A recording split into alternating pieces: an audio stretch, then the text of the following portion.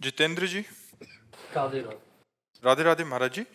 महाराज जी, मेरा प्रश्न दान के विषय में है। जब हम दान करने के लिए किसी आदमी को या संस्था से बात करते हैं, ऑनलाइन करते हैं, तो हमें धोखेबाजी या लूटपाट नजर आता है। मेरी दृष्टि में हम कैसे निश्चित करें कि कहाँ दान देना श्रेष्ठ है? हाँ, बड़ी समस्या है। दान में बड़ी समस्या है। भिखारी बनकर रुपया मांग रहा है, शाम के शराब पी रहा है। ये आपकी बात सही है, पर कई जगह ऐसी हैं जहाँ हम आराम से दे सकते हैं बिना संशय के।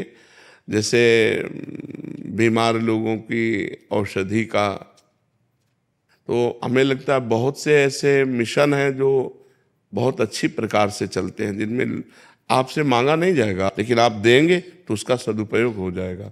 तो बहुत से ऐसे मिशन हैं, बहुत से ऐसी जगह हैं जहाँ धार्मिक कृत्य किए जाते हैं, पर प्रायः धर्म की आड़ में अपनी वासनाओं का पोषण होता है।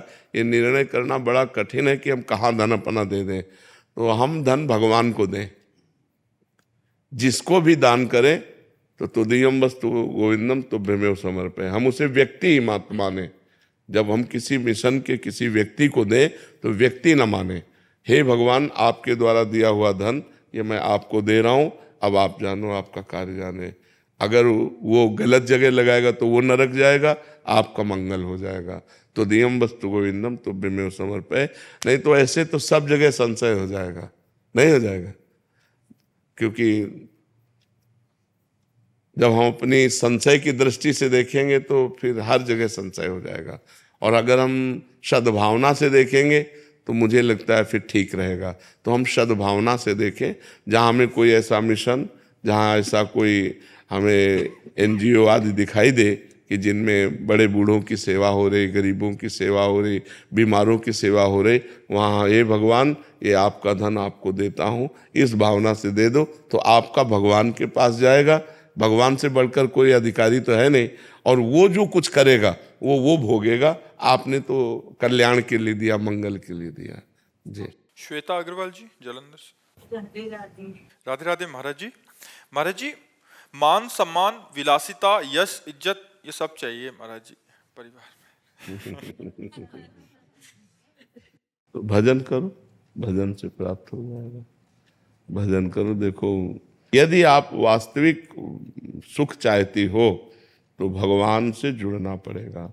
हमारा प्रारब्ध इतना बलवान नहीं कि बराबर हमको सुख दे सके।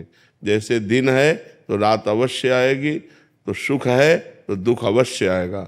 अगर दुख को जड़ से मिटाना है तो भगवान की भक्ति करनी पड़ेगी। एक छोटा सा बालक ध्रुव 6 महीने में भगवान को रिझा लेता है, और चक्रवर्ती, सम्राट पद और भगवान का परम पद, ये सब कुछ प्राप्त कर लेता है। तो बिना भगवान से जुड़े मन की कामनाएं पूर्ण तो होंगी नहीं। ऐसे ही तो नहीं हो जाएंगी ना। अगर हमें 500 रुपया चाहिए तो चाहे लेबरी करना पड़ेगा कि नहीं करना पड़ेगा। पूरा जीवन जो भगवान के मार्ग में लगाया गया, जो तपस्या की गई, तो उसका डबल परिणाम होता है। एक तो होता है लौकिक सुख और एक होता है पारलौकिक सुख। यहाँ भी सुख मिलेगा और वहाँ भी। ई परलोक सकल सुख पावत मेरी सो भैया, कृष्ण गुण संच।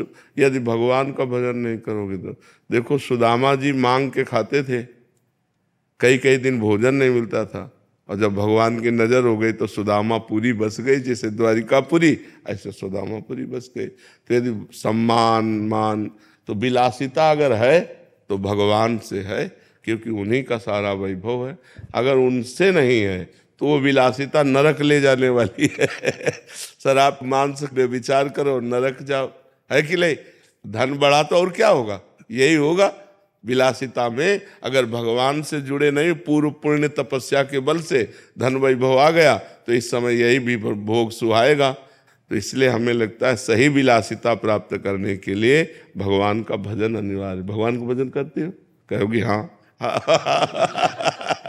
अगर सही माने में भगवान का भजन होने लगे तो इनसे घृणा हो जाएगी, जो आप चीज कहते हो। विलासिता से घृणा हो जाएगी।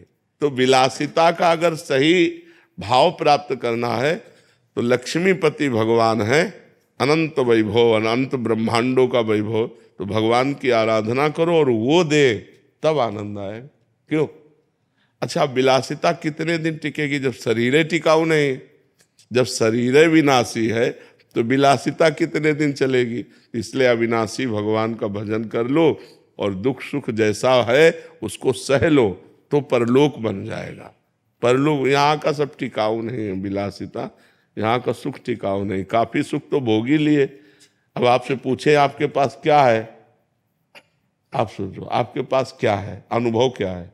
कुछ अनुभव नहीं है। बस उसी की चाह है जिसका कोई अनुभव नहीं है, उसी की चाह है जो कोई टिकाऊ नहीं। अरबों बैंक में आपके जमा हो और आप मर जाओगे तो 1 रुपया जाएगा क्या आपके पास?